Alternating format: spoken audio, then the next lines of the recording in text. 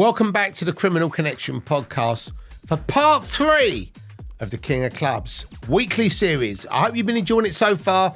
And if you haven't watched part 1 or part 2, go and watch it before watching this, because I don't want you to spoil it and I don't want you to miss out on some of the crazy shit we've been talking about. Chapter 5, up and running. I vowed to myself that I wouldn't make any more silly mistakes. I had my set of rules. I forgot how many, but there were a lot of them. And I made a few mistakes of my own. And I watched myself get sucked into a few made by other people as well. I remember sitting at home with a small pile of cash that I made out of the rocket, and I thought about the way forward. I'd been earning over £500 a week on average, and I started putting a little bit aside with an eye on the future. But I still didn't have quite enough to go solo. The bank was still out. Bank manager. Good afternoon, Mr. Turbo. How may I help you? You can start by giving me 10 large to put a rave on, mate. Fuck it.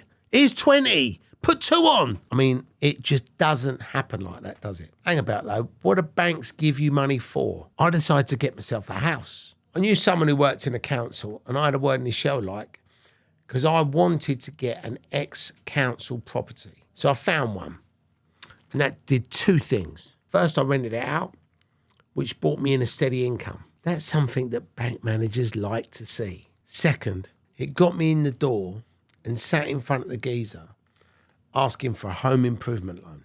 £5,000 to piss up the wall on a new bathroom suite and some roof tiles. Mr. Turbo, why certainly. Now my little pot of cash was big enough to go for it. The first official One Nation, fully under my control, with no interference, no partners, took place back at the Roller Express. If I say it myself, it was a fucking ballsy move. I needed to make money from it because I'd have been fucked otherwise. But that was a risk that I had to take if I wanted to get anywhere in life. Understandably, I was, let's say, a little bit apprehensive. In short, the night could make or break me. Thankfully, it went really well, with around 2,000 people in. Not full, not sold out, but good. And I remember walking around the venue, watching these people, having a fucking great time, and knowing that this was all down to me. And I've got to say, it made me feel fucking awesome. Straight away, I got my mum involved. She sat in the cash box and she carried every penny in and every penny out. She'd done cashiering in the bookies and she's been an office manager, so she knew the score. And like I've said, if I didn't have a pair of eyes in there, I might as well have just dropped my pants and bent over at the door. With my mum watching the dough, the first rave made some proper money. Not a mountain of money, but enough. So I was on track. Every new business needs time to establish itself, especially if it's a new club night, because you have to build up a following, which I've been doing, but to build up to the level that we were at takes time. And luckily, I still had my bread and butter work coming in with the flyering and the Scene magazine, which kept me alive and helped me fund these raves. The island in Ilford was the venue for the next One Nation.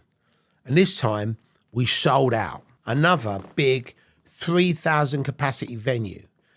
Another risk-taking, all-or-nothing, full-on event. I did it this way intentionally. I wasn't interested in starting small and taking forever to build it up. Maybe I was being a little bit arrogant.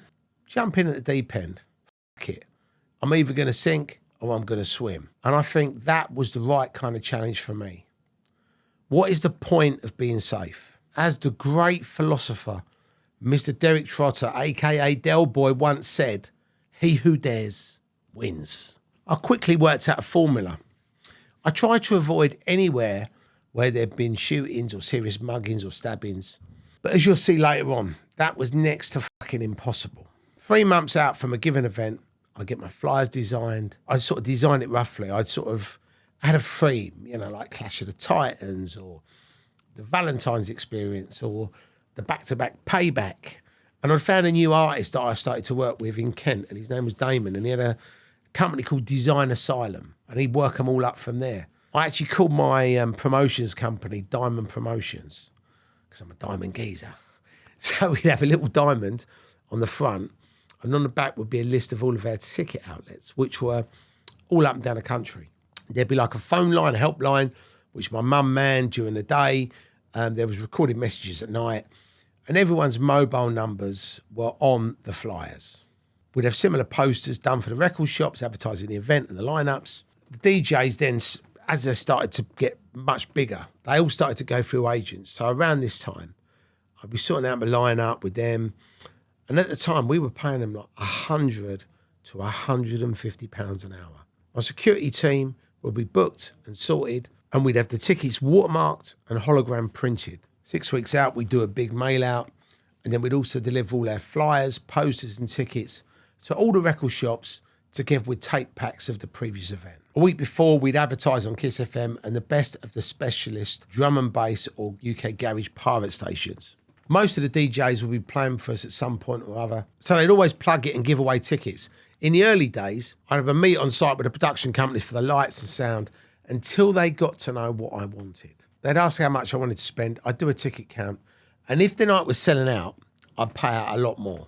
Most of the clubs had their own gear, so you're really only just improving, enhancing and topping them up. An extra $4 or $5 spent would get you some of the best lights, a laser, a smoke machine, absolutely blow everyone away. And the normal bill would be anywhere between 3 and 10 large. Sometimes you beef up the sound, bring in some bass bins. Other times you might have to build a stage. One of the things that we always did was we always bought our own decks because you could never guarantee the house ones. They'd always be the needle would break or it'd be crackling and it would always be a disaster. So that was one of the tips. We always bought our own decks and we'd always take our own mixer and monitor too. Behind the scenes, I was always working. There was never, ever time to relax. Maybe 5 minutes here and 5 minutes there for a little breather. But there was never enough time for what I would call a real break. Right from me off, I could see I was going to be making money. Okay, not what I thought if I'd started it in the 1980s, when it was all about acid, you know, yellow smiley faces, and that was when it was proper underground. Back then, there was no venue hire fees. You just found a field or broke into a warehouse, put some speakers and lights in, give a DJ's 50 quid, and 5, 10, 15, 20, 25,000 people turned up, paying £25 a head. Didn't have any of this nonsense about insurance, security, licensing. There was no advertising. It was just bits of paper and phone lines. Plus, I'd probably selling the kids the E's and Whiz as well. At 3 a.m, the party's in full swing, and they walk away with £150,000 in cash in their back pockets with no tax. If it gets raided, who gives a f***? They've got the money, they've gone. The equipment's not theirs, so if that gets impounded, they shrug their shoulders. They say life's all about timing, and if I'd been around then, I'd have probably made millions and millions of pounds. And now I'd be living on my own island on the Pacific called the Turbo Island. That's providing that I hadn't been arrested and put in jail for a very long time, or I hadn't been shot and buried in a shallow grave somewhere. Anyway, I was too young, I wasn't around, so I'm not dead or a rave billionaire. Still, like I say, I was still making serious money by my standards at that time. A good night, you could make £10,000. An average night, 5. Usually it was, somewhere in between. The temptation to take cash rather than be legit was massive. Of course, nobody likes paying tax. Early on, I yielded to that temptation, mainly because I thought it wouldn't last and that I ought to make hay while the sun shone. But as it got bigger and more professional, I realised I couldn't go on like that. The tax man and the VAT man were starting to spin DJs and MCs and other promoters, and we were sure that we would get a knock. In the second year of business, I went to see an accountant. Now, bear in mind, it's the early 90s. And remember, £500 a week was a lot of money back then. I was now making way more than that. And I said to the accountant, I said, listen, I haven't set up, with the HMRC, I haven't declared anything, but I want to basically pay my taxes, register my business. Can you sort it? Absolutely. So the accountant went off, went through the stuff, but then didn't come back to me and tell me that I had a tax liability, but instead told the tax and VAT people that I hadn't registered for VAT, I hadn't registered for tax, and I owed them a large sum of money. So next thing I knew, I had the HMRC or the tax man knocking on my door, and I had a VAT man knocking on my door. Hello, Mr. Turbo, you owe us 20 grand or we're going to come in your house and take all your stuff away. Once I picked myself up off the floor, I actually rang the accountant and I was like, what the fuck have you done? And the accountant said, you asked me to sort your stuff out. I've done it. I've contacted. I said, yeah, but shouldn't you have told me first so that I could have actually got the money together so I could have paid him, you fucking... You know what I mean? I was so fucking angry. But that was the end of that professional relationship. I then rang a friend of mine who was a DJ, and he had an accountant who was really switched on. And she was a lady called Frances Williams, and she had a look at my tax issue, and then she basically was an absolute gem and a godsend. She spoke to the tax man and the VAT man, arranged the payment schedule, and explained to me a few facts of life. And I really did need them explaining because I'd never run a business before. I didn't have a family background in business, so it was literally like somebody just setting up a business. And the problem is, at the time, when you set up a business, you don't realise that you need to pay tax. And you always think, well, I'll do this for a couple of weeks. It's a quick earner. We'll get rid of this, and then I'll get a proper job. Francis said, look, Terry, if you want to be legit, you have to do everything properly.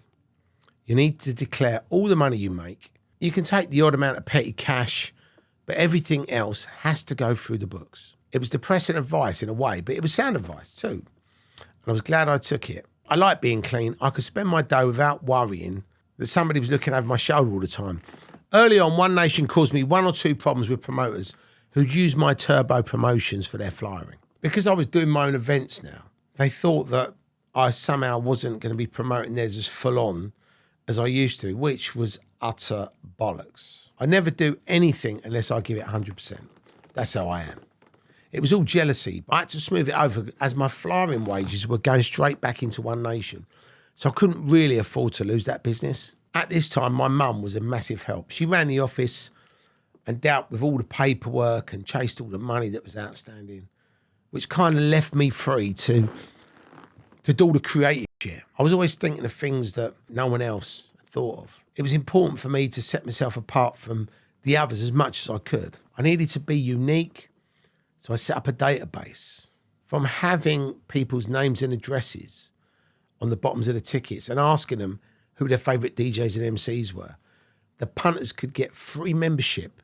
They could get a newsletter every few months. They could get reductions on their tickets. They could buy their merchandise. We even did some funny shit. We got some celeb lookalikes to attend their parties, which really made the night that little bit special. We had Her Majesty the Queen one night. She did a little meet and greet to people in the queue. She then walked around the rave for a little while, tapping people on the shoulder and handing out some of their One Nation mix CDs. And she even did a speech on the stage.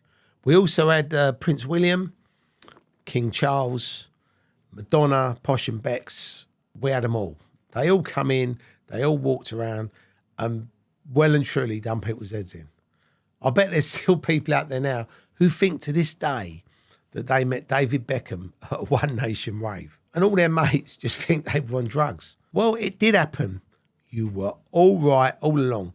My favourite guest, other than the Queen, was Ali G, and we also had Daniela Westbrook, but they were the real ones.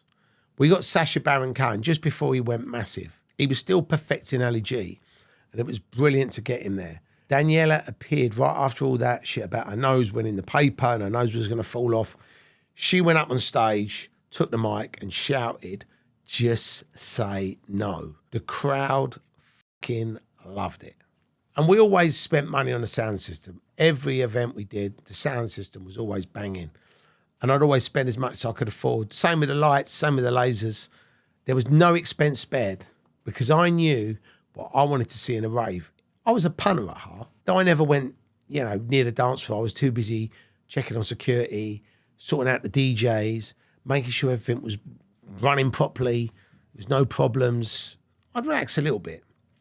Maybe around 3 a.m. I might get up on the stage and have a little look down at this sea of fucking people, all off their faces going fucking nuts, loving it. In a way, I was jealous of them. I'd have loved to have been down there in the middle of that, going mad with them. But I also loved the fact that I'd created this myself. We used to open the doors at 9 at night and finish at 6 in the morning.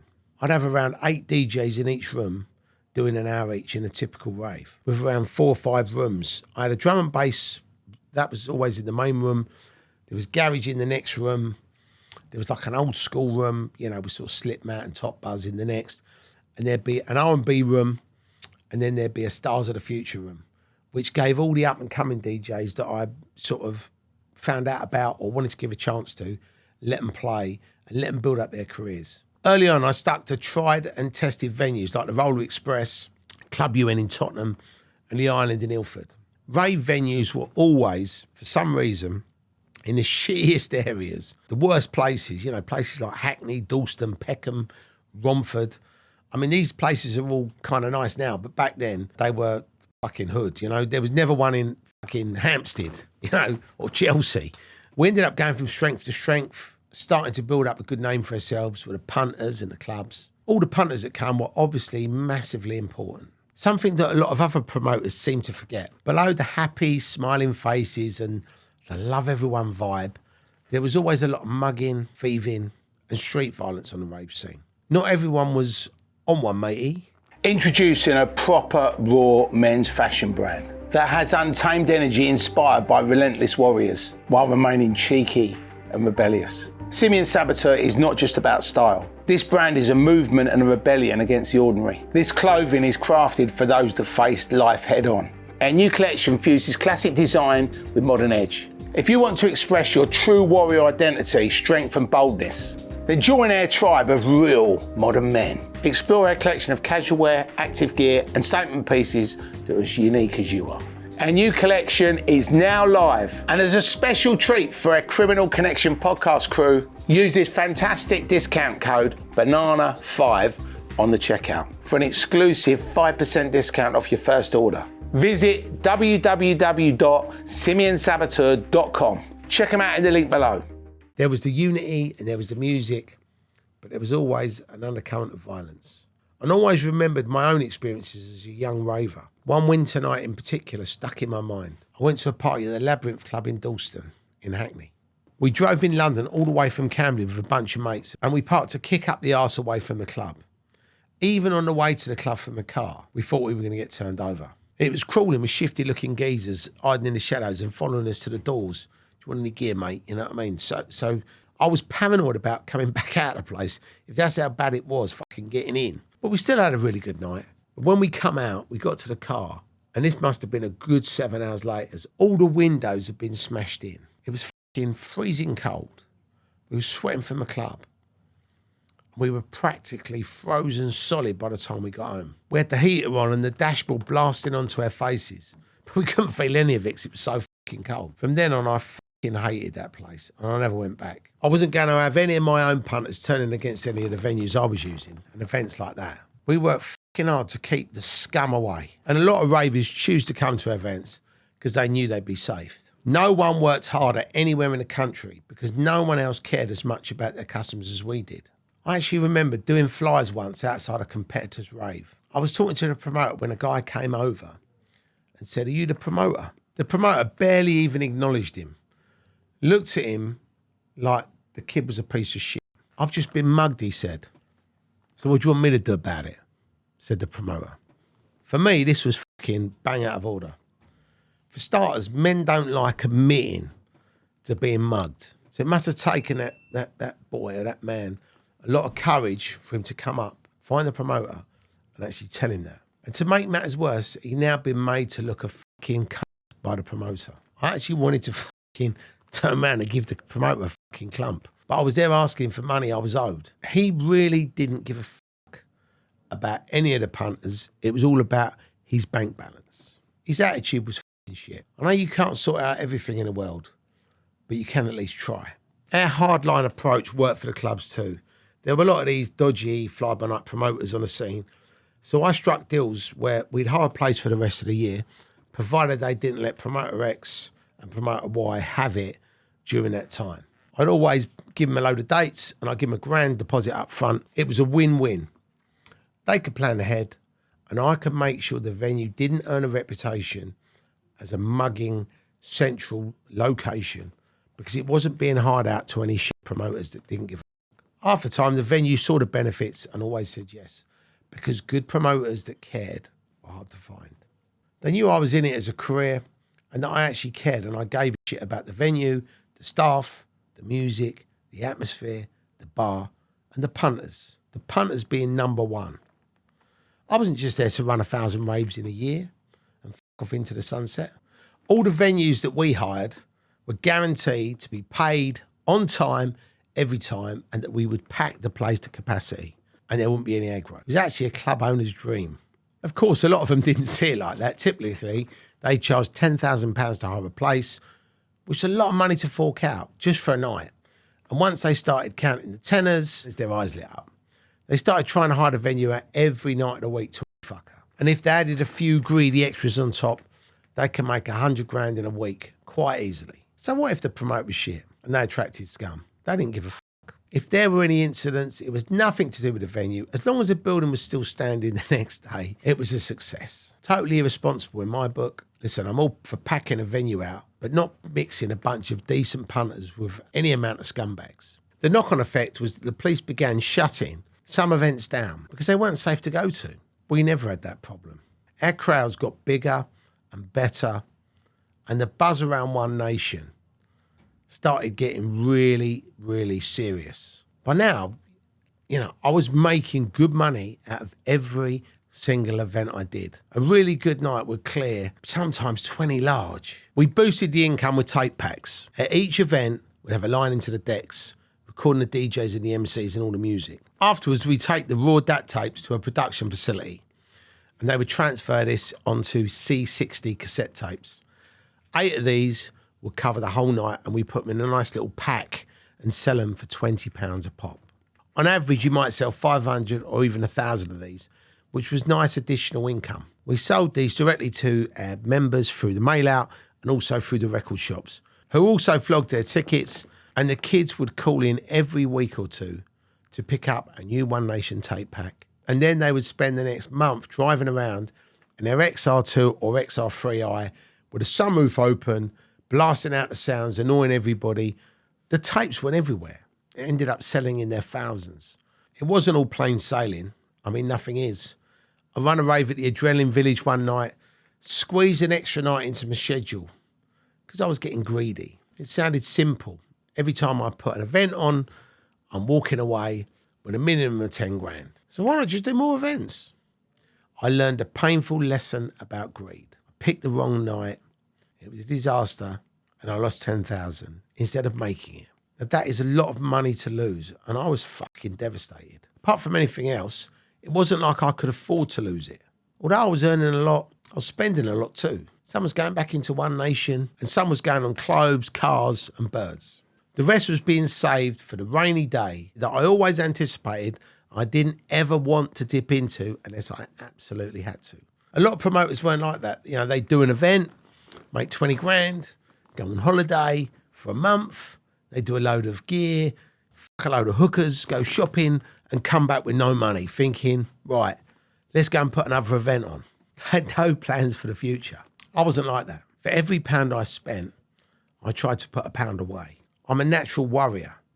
When you start off in life with nothing and then you get something, you're always scared you're going to lose it all and go back to where you were when you had nothing. You're going to end up back on that council estate with no money again. It's always hanging over you. It's always in the back of your mind and driving you on. And to me, it's a healthy fear to have. This had been the first serious knock that I'd taken and I could see the old Dean looming in the background. I teetered on the edge of jacking it all in and going back to get a proper job somewhere, assuming that I could find one. I really didn't want to chuck good money after bad. But I sat myself down and I had a stern word with myself, dusted myself down and carried on, vowing not to do anything as silly as that again. Chances, well, I would, but I'd deal with that if and when it happened. Wembley was my way of trying to pull things back. I would say it was probably the biggest party and one of the best parties One Nation ever put on. It was on May 1996 at Wembley Arena. Ravers still talk about this now. We teamed up with another promoter called Fusion that used to play hardcore. There was a brand called Jism, which was house and garage. And we put on the biggest event that had ever happened in the rave scene in this country. And it was called A Match Made at Wembley. There were 20,000 punters there. And it was fucking phenomenal. It was 92. We had breakdancing fairies playing bongos. The stage was done up like an American street. We had all these graffiti artists. And the crowning glory was when we blew a police car up on a stage. I wish the fuck I'd been there as a dancer, even though I can't dance, because it must have been a fucking legendary experience for the clubbers. For us promoters, though, it was a fucking headache, despite all the fun. We had loads and loads of aggro. Even with 30 of our own doormen there, it was non-stop aggravation from the beginning of the night to the end. Those guys really earned their wages that night. We had people rushing the door from Stonebridge. A guy was stabbed. There was like muggings outside. There was fighting inside. I mean, we had to deal with so much that night. At one point, literally, me and the guys, we just linked arms and we was just rushing people in the venue, getting them in a corner and just filling them in. I mean, we were like our own riot police. Anybody caused any aggro and we found you, we done you. I mean, that was probably one of the most fucking shittest nights I've ever had. Even my mum said she was actually going off working for me.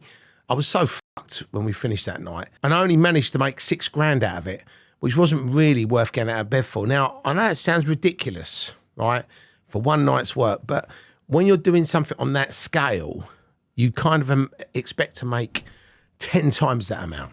So that really fucked me off money-wise too.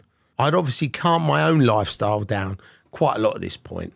You know, people taking drugs, different girls, going out raving. It all goes hand in hand. There's no getting away from it. And as a punter going out and clubbing all the time, I had no problem with being surrounded by drink, drugs, women, and people being off their heads.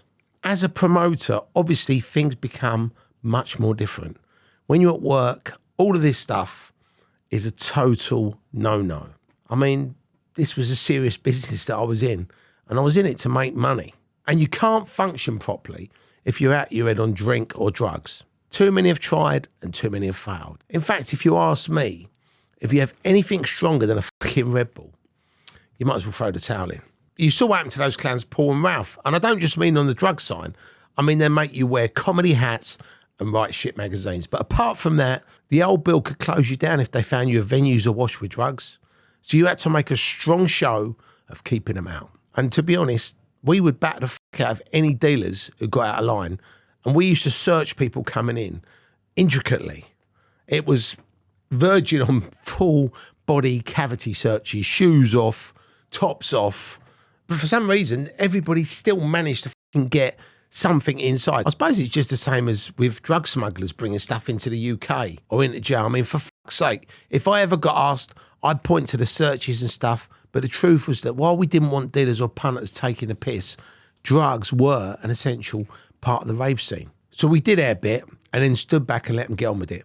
Dancing was what drugs were invented for. And what better place to get off your tits and have fun for 10 hours than with a few thousand other like-minded ravers, some banging tunes, a mind-blowing light show, and an amazing sound system. Most people in most raves were absolutely on something, whether it was drink or drugs. It was how the scene worked. As long as they were 18 or over, it was really between them, the law, and the NHS. In the early days of the acid house scene, it was a little bit of puff, a little bit of speed, stay up longer, sometimes mixed with acid. The E's come along. And after that, it was open season, you know, GHB, ketamine, coke, and all the dirty stuff. I'm not scared to admit that I dabbled in my early days of raving, but having seen addiction firsthand in my dad's alcoholism and being around so many people off their face on drugs, I was never going to go down that road. I used to like observing people, and people change their behaviour, their attitude, their personalities altered, sometimes for the better. In the short term, ecstasy single-handedly put a stop to football hooliganism.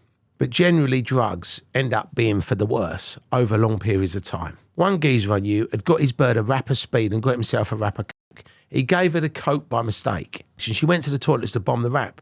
While she was gone, he discovered that he'd given her the wrong wrap.